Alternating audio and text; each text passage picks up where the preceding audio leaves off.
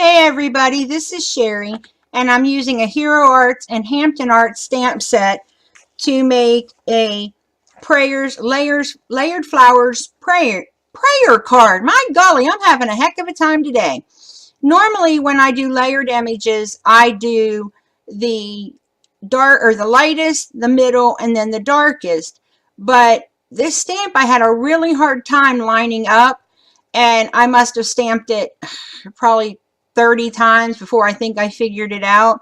But so what I had to do with this one is start with my darkest and then work backwards to my lightest.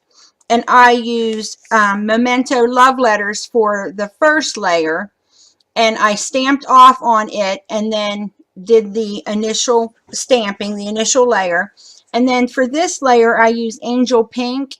And because I didn't have another color, I actually stamped this one 4 times so that I can get it darker and then move forward with my last layer, which is the solid one.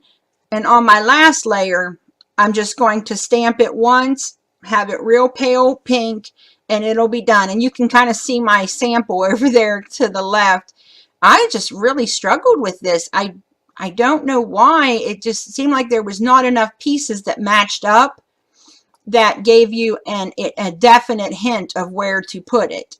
And I'm using the STD that my husband made me, my stamp transfer device. And I love that thing. It works awesome.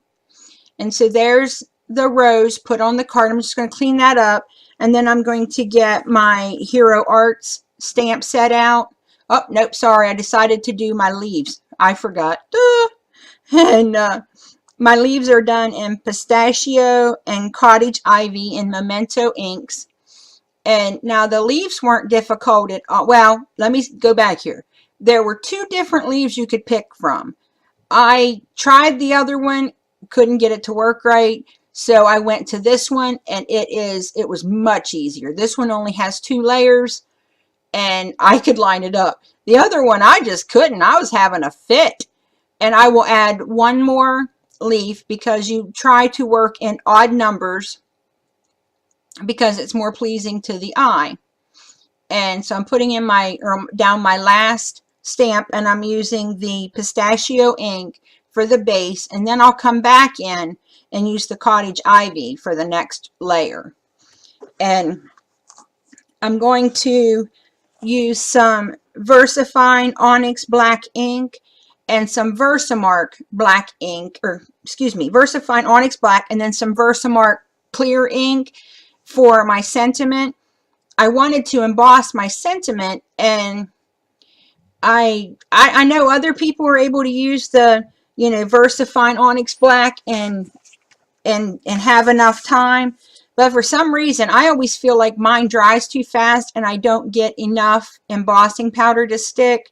So I just put the Versamark on first and then stamped, or then, took the black ink pad back to my stamp and loaded up my stamp before I went and did the word prayers in it. And I used the Recollections ebony detail embossing powder. That's what I use to I get a better, it does detail, let's just put it that way. And if you're going to stamp something small, you really want that. And if you've got something that's got a large space, you want something like that because it goes together really well.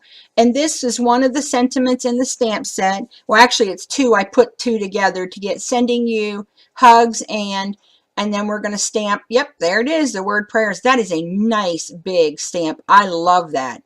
And I know that Only One Life Creations, Candace Scarborough, has some of these in her store. Now, I'm not going to lie, I had a hard time with the flower, but I know that she has some that are the words like this, and I really enjoyed this stamp set. I really, really did.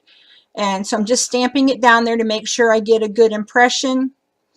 And I'm going to bring in a piece of scrap paper, put my powder on, try to get off as much as I could.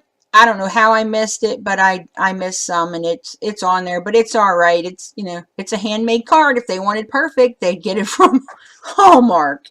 And I also just made sure that I heated the back up a little so that I could try to minimize some of the warping. And I'm just cutting this down to 4 by 5 1/4 so that it leaves a 1/4 inch border around my card base, which is my Recollections 110-pound cardstock that I get from Michaels. And the paper that I use for the flower, or the front image, is Strathmore Bristol smooth paper. And I like that. And since I was having so much trouble trying to figure out the rows, I figured the best thing I could do is use the best paper I could. And since I didn't have all of the inks that I wanted and everything, and that way it would enable me to get a really good impression, and it looked really pretty. And that's it, guys. That's one of the ones that when I was trying to get it lined up, so I went ahead and cut it out and layered it up. There's actually 3 that worked out, the last 3. And what I'll do is I'll just put it on the outside of the envelope like that and give it to someone, you know, hand deliver it. I hope you guys like this. If you like this video, give it a thumbs up and leave a comment below. Thanks for visiting me. Bye.